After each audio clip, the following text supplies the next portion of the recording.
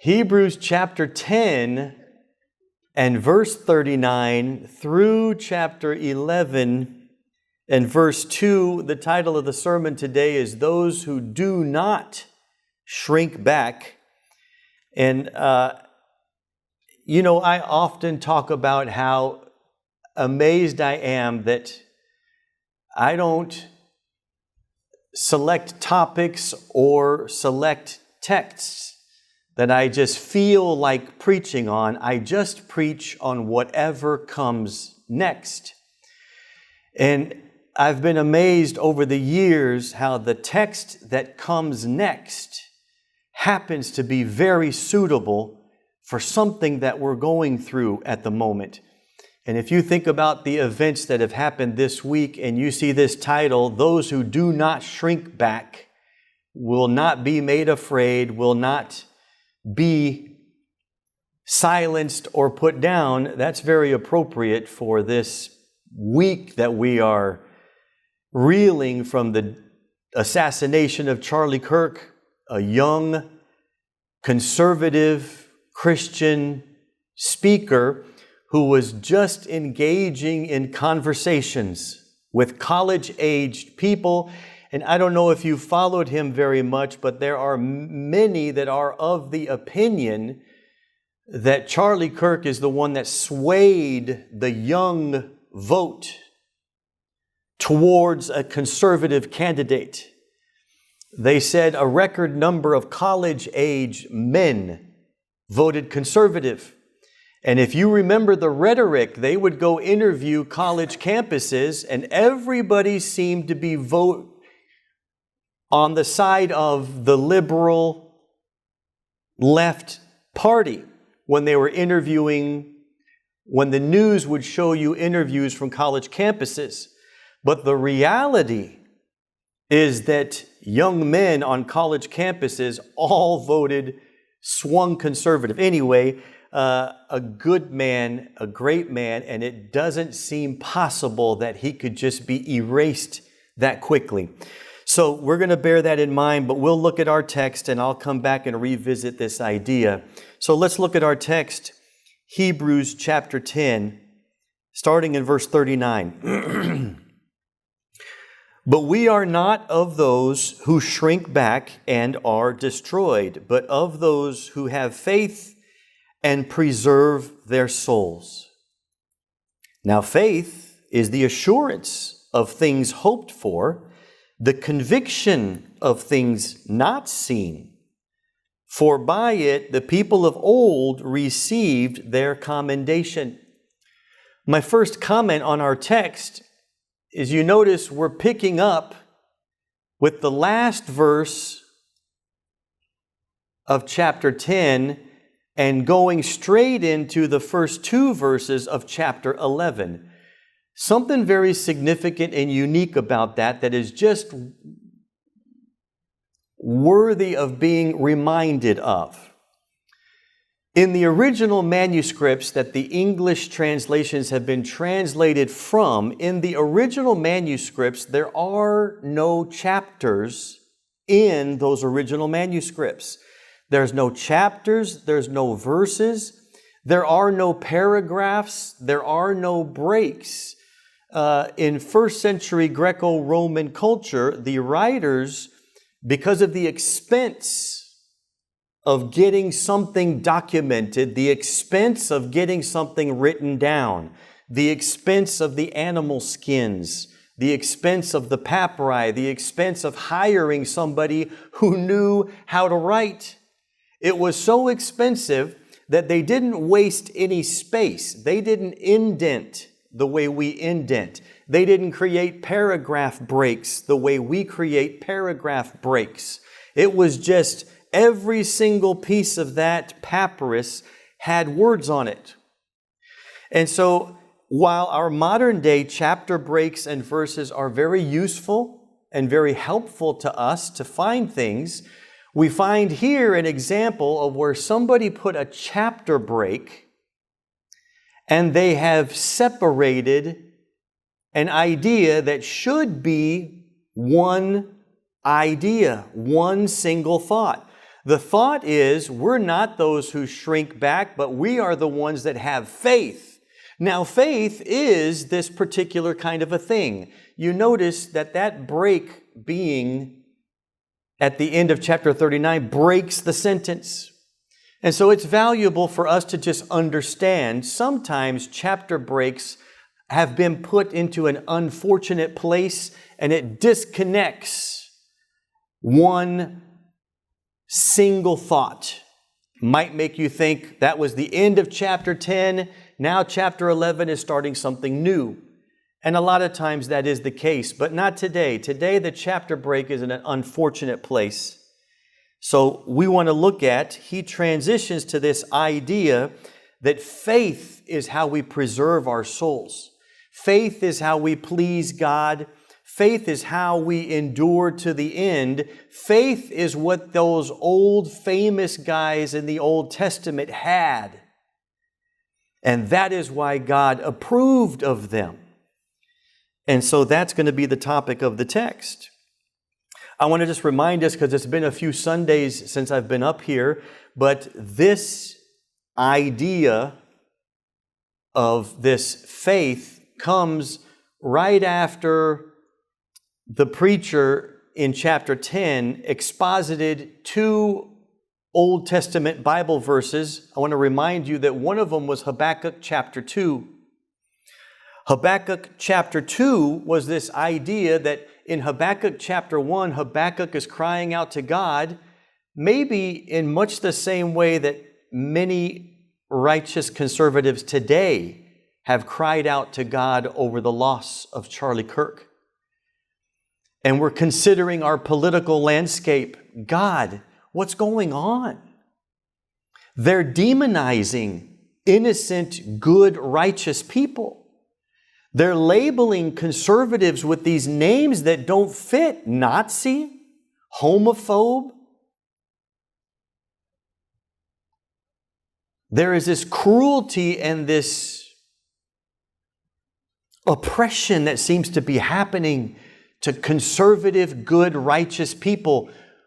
We're getting painted with the wrong brush. And so, like Habakkuk in his day was crying out to God, hey, God, there's a lot of injustice going on. Where are you? That's Habakkuk chapter 1.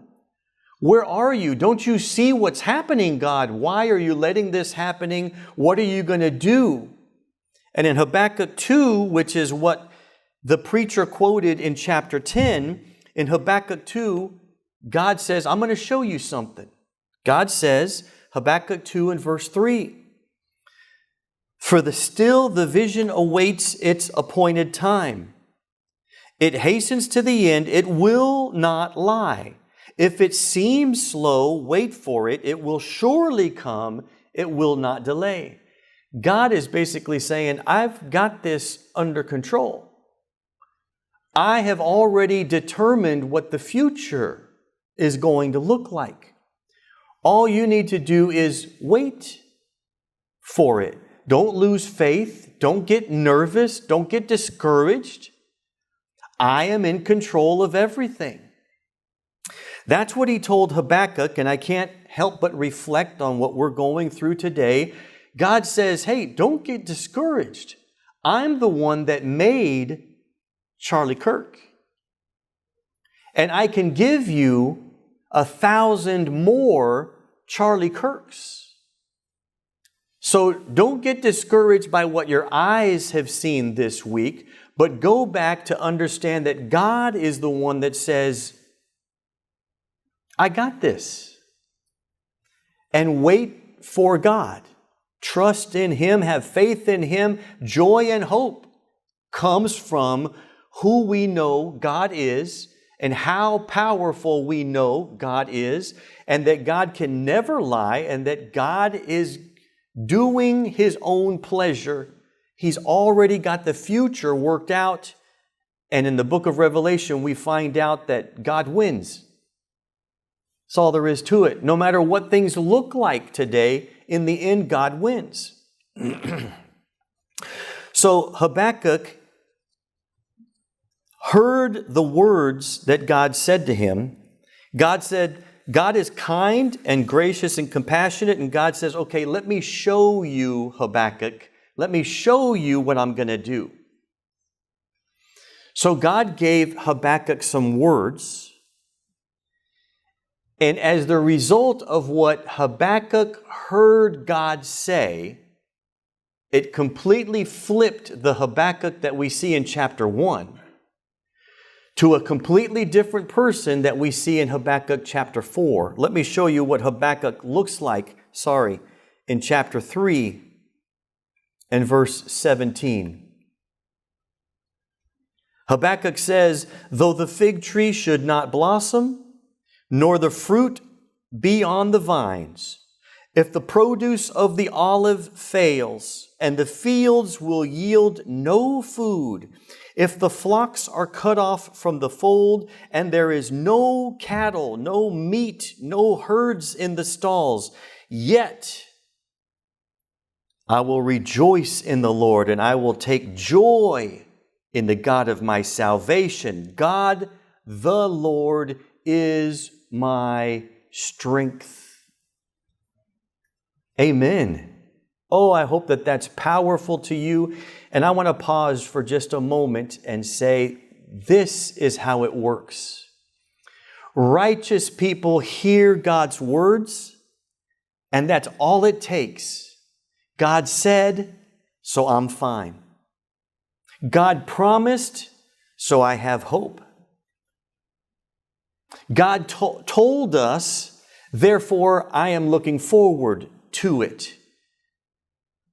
God's words are what bring healing and confidence and stability and joy even in the midst of what Habakkuk say. No food. The trees aren't producing any crops. The vines aren't producing any grapes. Albertsons has run out of XYZ. Sweet corn. Squash is $27 a pound. Even if that's what happens, I will still have joy. Because God is my salvation. God is my joy. God is my strength. There is a relationship that Habakkuk had with God and God's words that I hope and pray after today's sermon you have it, or you will begin to look for it. Because there was a man that one time said, I do have faith, but could you help me with my lack of faith? And I pray that that is our trajectory after this sermon, is that we learn to find what Habakkuk had. We learn to draw on what God has said, and that is what gives us our total and complete security. Just like Linus and his blanket, right? God's words are my security blanket. In churches, when things are going great, there are lots of things that compete for primacy in churches. And it tends to be some form of, I want to get excited. I want my emotions to be stirred up. I want to be on fire. There are different things that begin to play when everything is going great. The Christian tends to want more. But it's only when these things become overshadowed by some dark reality. In everybody's life, always, some form of reality happens, and we realize, wow, we can't just run on excitement. We can't just be fueled all the time by motivation. There's got to be something deeper that we hold on to when all of that can't be found. For the reader of the Hebrew text, those readers in that first century, they had already had that happen. The initial joy of conversion had worn off, unfortunately. The excitement of having been at church camp all week had kind of worn off by this point. A mountaintop high experience that everybody craves wasn't present because they, at that time, were being put in jail. They, at that time, were being persecuted. They, at that time, were being slandered. They, at that time, had the liberal side pointing at them, saying they are the bad ones. They were being put in jail. They had already been sued and lost their property. And these were people that needed something other than a cathartic experience. They needed something to hold on to. And what he points them to is it's going to come down to faith. It's going to come down to digging deep and being able to do what Habakkuk did. To know God's words, to be familiar with the Bible, to be able to draw on what we know about God and let that be your joy. Let that be your security. Let me put a pin in the sermon for just a minute, because I can't, it's so hard. I want to talk to you about what the first century Christians were going through, but as I talk about them, I can't help, in light of the last week's experience and even what happened to Trump, what's been happening for a few years, right? Reflect on what we're going through. And I want to arm you with something. If you've noticed the very negative, antagonistic, hateful rhetoric that gets directed towards conservative, Christian, Bible-based ideals. If you hold conservative, Christian, Bible-based ideas, there is a group who is hurling hateful, antagonistic language, and you've all heard it. They can call somebody Nazi at the drop of a hat. They can say that somebody is going to, the total collapse of our democratic fabric is at hand. The whole world is going to burn and melt if we don't stop these conservative Christian type people. That's the rhetoric, and I want to arm you with something. All of us recognize that something is wrong when you stand up for the biblical principle of letting people know that the LGBT agenda is wrong. It's unbiblical, it's unholy, it is unrighteous, it is wrong. Same-sex marriage is wrong. Abortion is wrong. When you stand on biblical principles, in a world where people are not only doing evil, but people are praising those that are doing evil. God has already warned us about that. And I want to arm you, when you hear the rhetoric that gets launched towards conservatives and you know something is wrong, you're thinking to yourself, how can they say that? That is such a misrepresentation. Have you felt that people have been misrepresenting conservative people? There's a smearing, there's a tainting, and I want to arm you. Did you know that there is a commandment that prohibits people from doing that? If you go back and look at Exodus chapter 20, the 9th commandment says, "Thou shalt not bear false witness against your neighbor."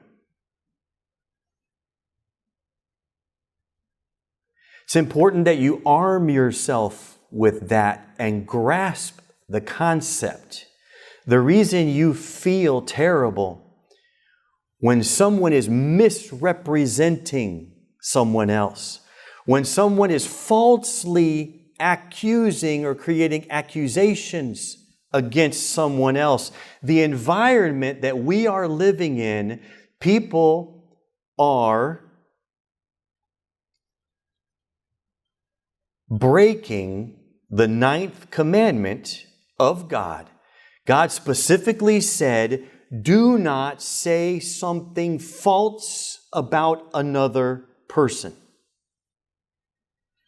That may even be your response to some of what you see on Facebook or with your friends or peers. Remind people, you are breaking the 9th commandment of God. Do not misrepresent or distort or mislead or say something false about another person.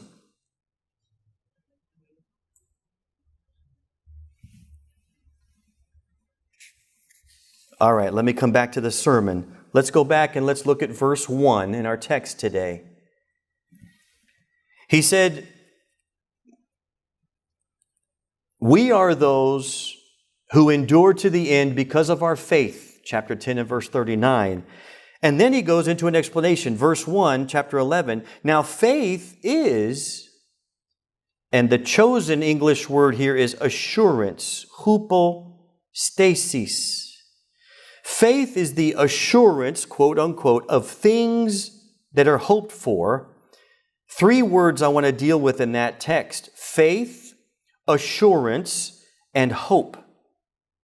The first one is faith, and this is a little bit complicated, but faith can be a very nebulous idea to us because we realize that when we talk about faith, what one person calls faith, we're thinking that's not faith, that's just a mental declaration. And then in James even, James has to correct, this thing that some people are calling faith is not real saving faith.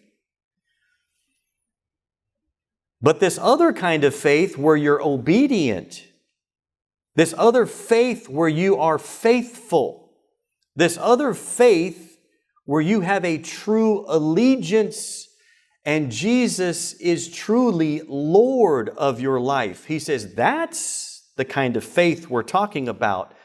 So this faith is a very difficult word. It comes from this word pistis. And one thing that might help is whenever you see in your text the word believe, like in John chapter 3 and verse 16, God so loved the world that He gave His only begotten Son, so that whosoever believes, that's pistis. So the Bible translates pistis as to believe.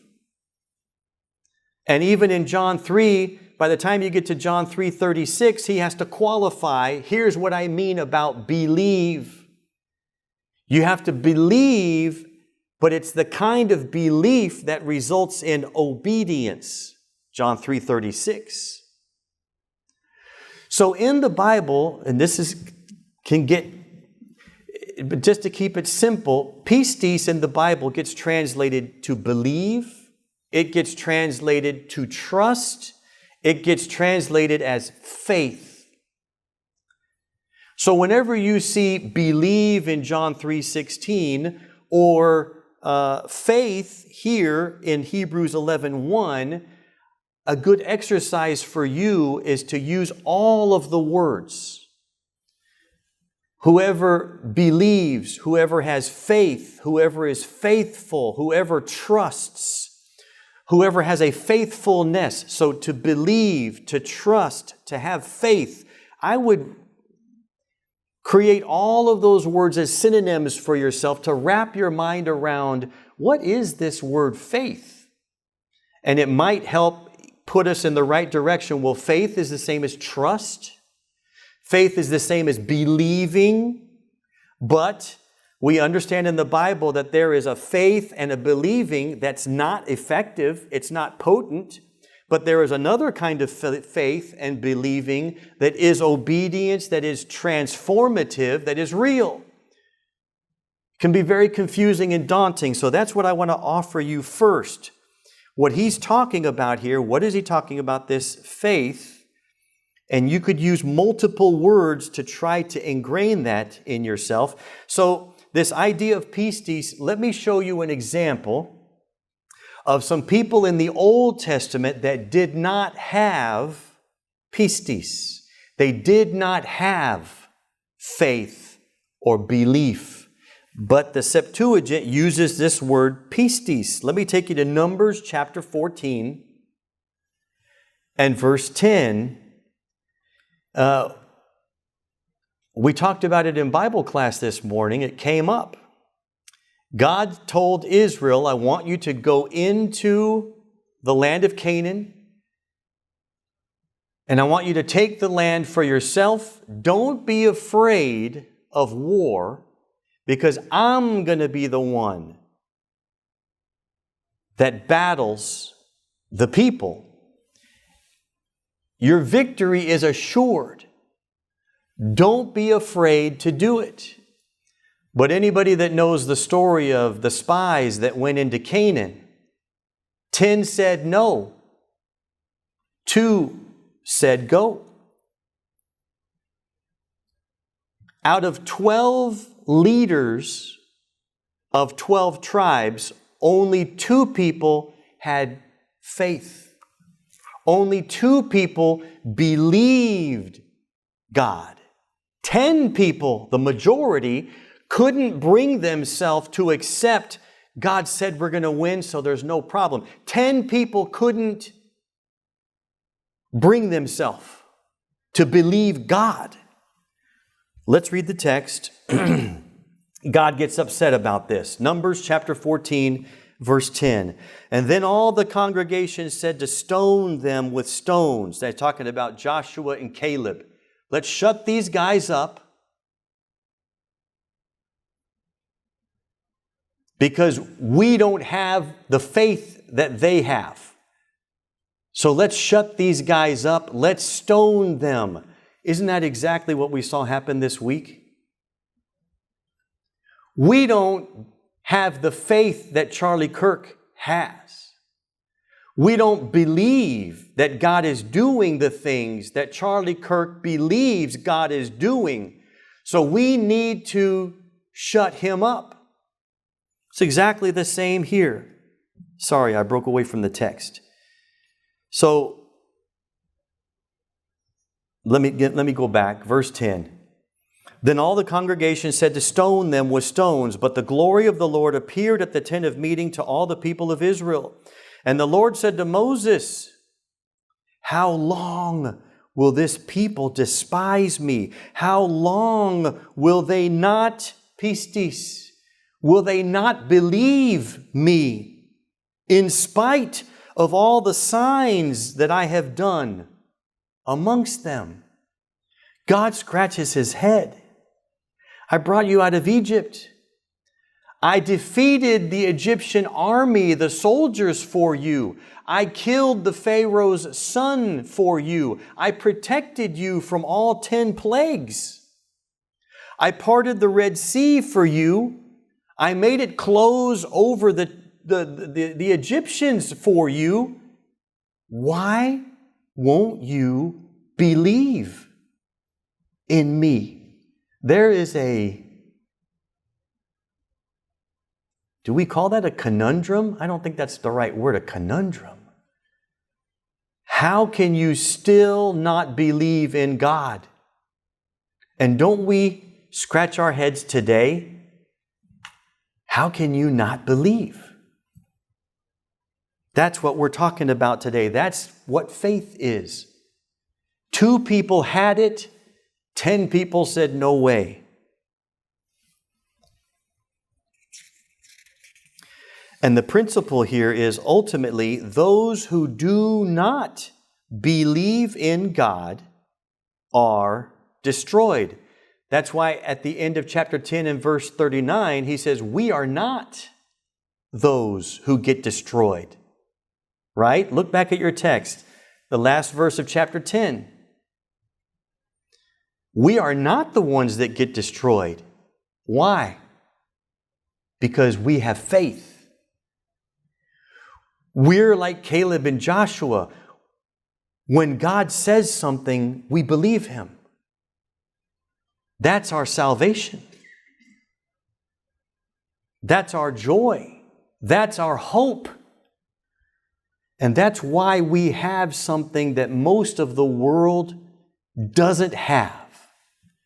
Because we believe God, or we trust God, or we have faith in God. All of those words are synonymous. And it is that saves us, and it is the lack of believing God that will destroy people. The preacher in Hebrews has already built a case around confidence in God.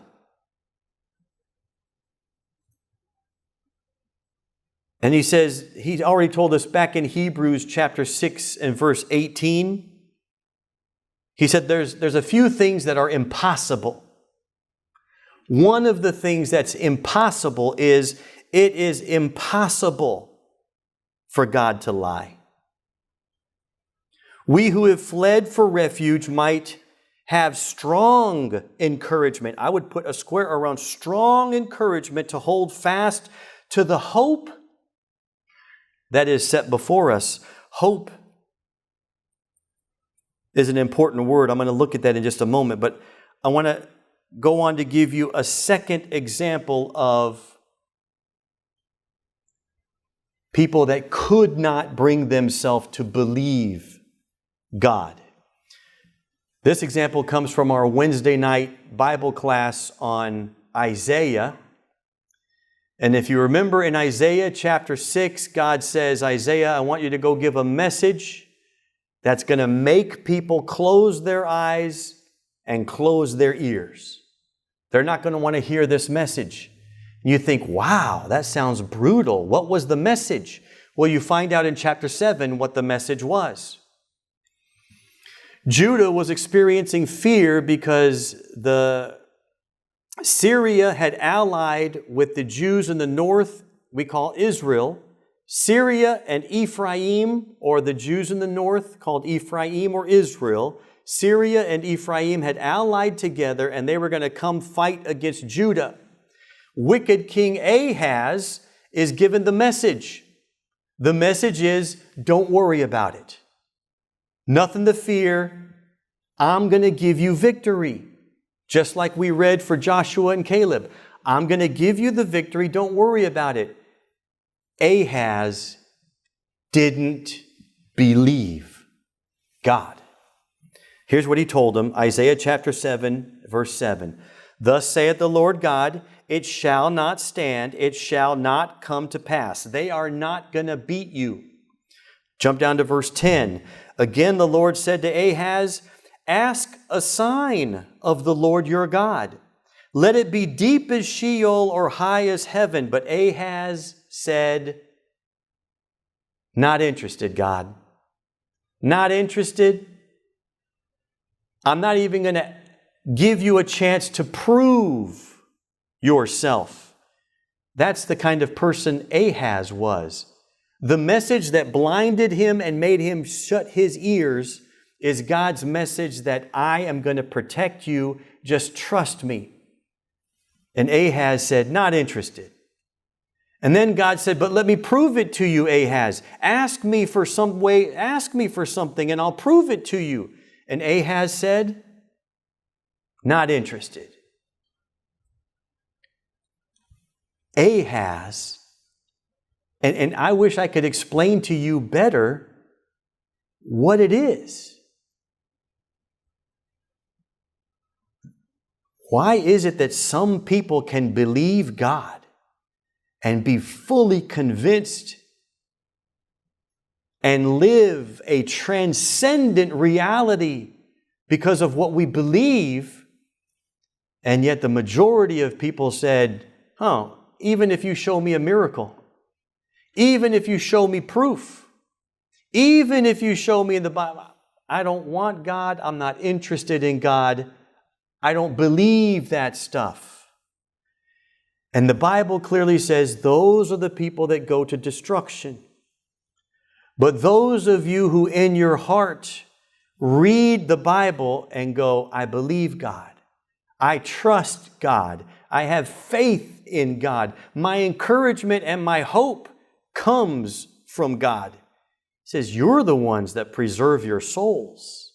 You're the ones that get saved. Faith, believe, and trust, all the same idea. It's a result of believing who God is. It's a result of believing that it's impossible for God to lie. And then we come down to, I'm skipping the confidence or the assurance. I'm going to go to the word hope. To believe hope. Let me go back to verse 1. Faith is the assurance, I'm going to skip that word for now, the assurance of something that we hope for. And I want to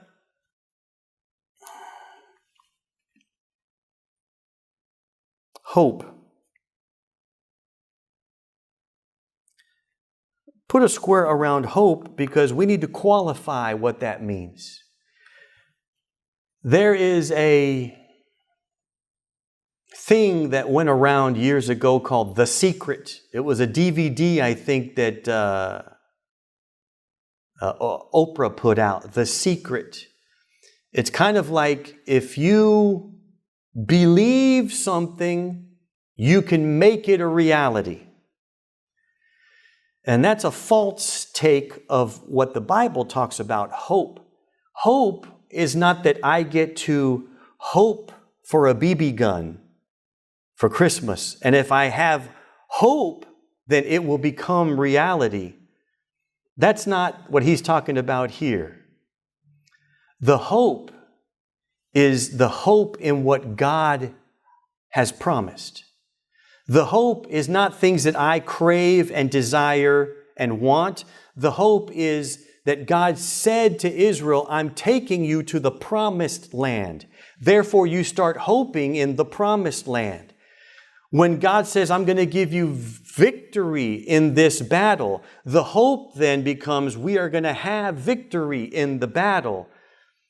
The hope is based on what God has promised, not based on things that we crave and desire for ourselves. So that's the idea of hope. And this word for assurance. Let me take you back to the verse here. Faith is the assurance, hypostasis. I want to give you a broader understanding of that word, hypostasis. It's a compound word. There's two words. The Greek loves to do that. The Greek loves to put words together and form one new word, sometimes out of two words, sometimes out of three words. Hupo means under. Stasis means a pillar or a support. Very creative, very picturesque. So how do we turn that into a definition? Something that is under, a pillar or a support that is under what you believe. If I was to translate it simply, faith or trusting in God is the pillar or the support that is under what we hope for. So, what supports and is foundational to our hope is our faith, is the fact that we believe God.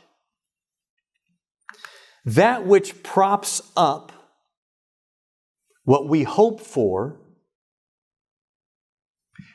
that propping up, that security, that firm foundation comes from believing God, trusting God, having faith in God. That's what that's trying to tell us.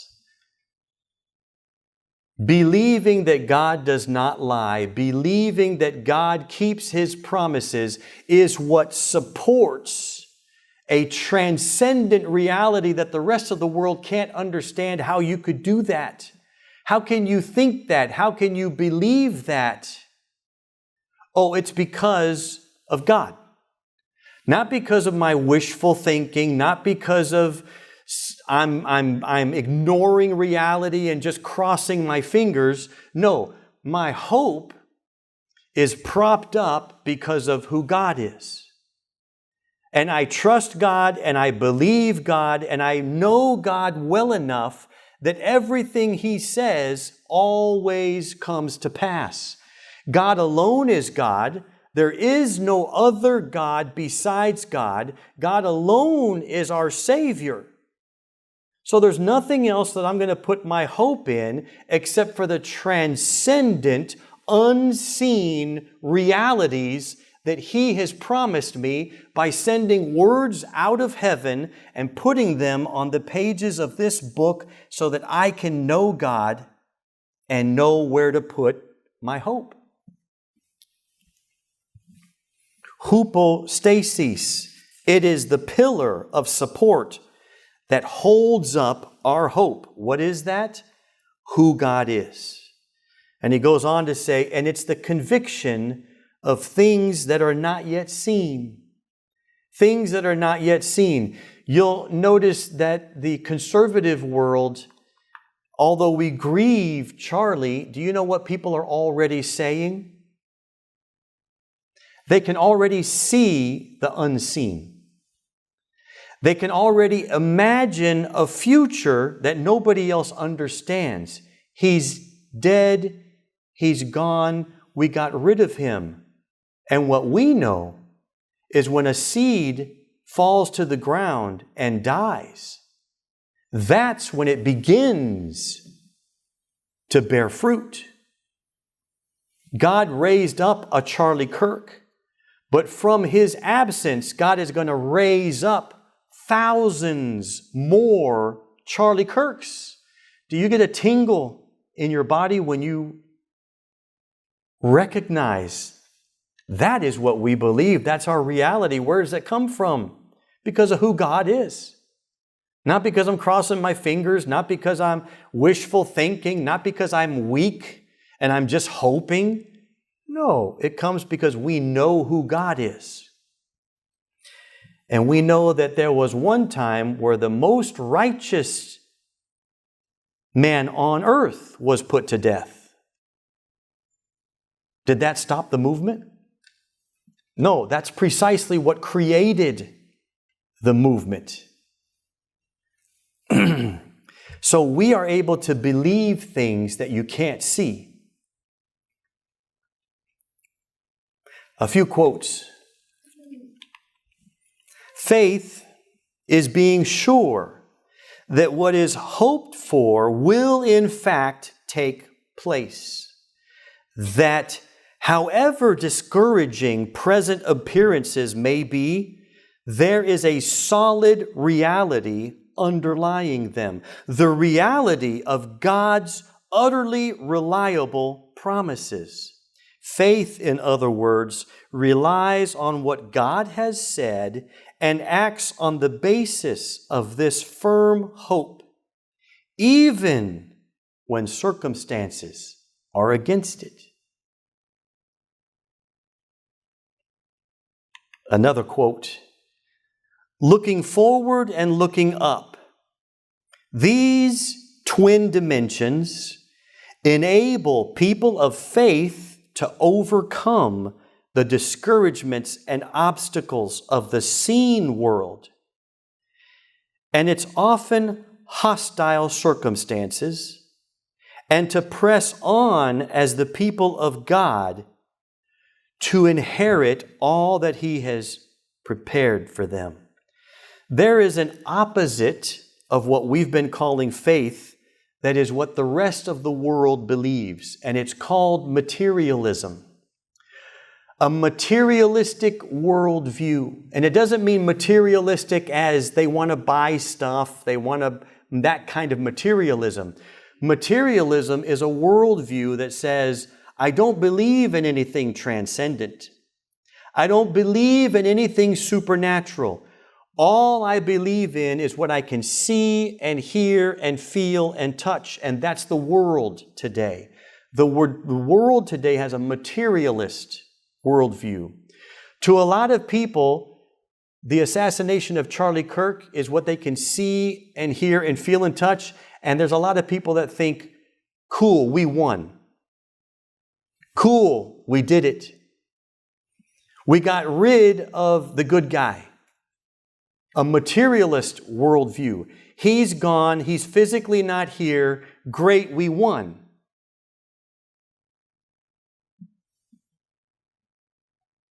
They'll never understand why you have hope, why you have joy,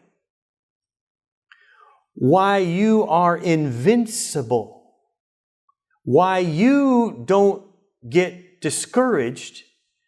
And they'll think those people are nuts. Those people are crazy because we're not materialists. We believe in the supernatural. We believe in a divine God that created everything that exists. Therefore, He is in control of everything that exists. The more we learn of God, the more we study of God, if we read of God, we draw on stories like the Israelites in the wilderness. When there was no water, God made water. When there was no food, God made food. 2 fish, apparently, can feed 5,000 people. Those are the stories that we draw on. And like Habakkuk, we're able to transcend the material world and say, even if there are no olives on the tree, I'm still going to rejoice. Even if there's no cattle in the stall, I'm still going to have my hope. This almost feels like a Joel Osteen sermon. But at least on this topic, hope, security, sureness, that's a good thing to preach when it comes to our faith.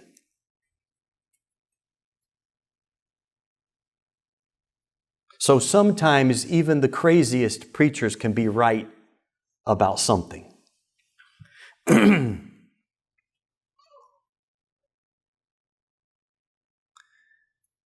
We learn that when waves are coming over the bow of the ship and the ship is about to sink, God can stop the storm. When it looks like Satan has won because he's killed God's messenger, God can raise up 1,000 more just like him. This is why the preacher, I think, way back chapters earlier said, by now you should be teachers. He says, you should know your Bible well enough to be able to offer other people this kind of encouragement. It tells us that we need to be students of the Bible.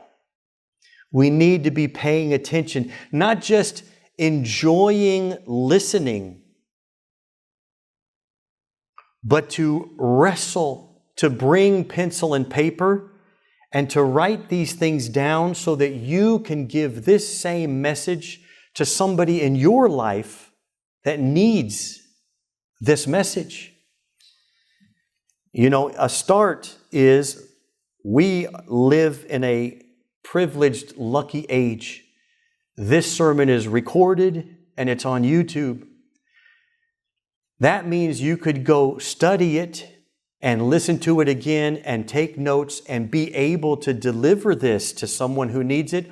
Or maybe you can just simply text message this to someone who needs it. We live in a great time now where something like this can get recorded and you can pass it on to somebody else.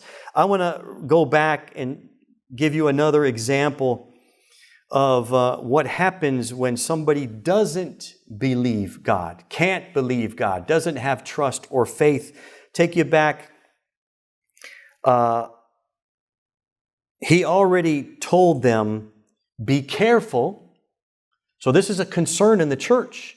Hebrews chapter 3, if you want to turn there, Hebrews chapter 3, we're going to start at verse 7. But he's already told the church, be careful that you don't become like the Israelites of the Old Testament. Be careful that you're in danger that at some point you quit believing God. Be careful that at some point you stop believing that God's promises are ever going to happen. Let me take you back to it. Hebrews chapter 3 and verse 7. Therefore, as the Holy Spirit says, today if you hear His voice, do not harden your hearts as in the rebellion on that day of testing in the wilderness, where your fathers put me to the test, and they saw my works for 40 years. Therefore I was provoked with that generation, and I said, they are always going astray in their heart. They have not known my ways.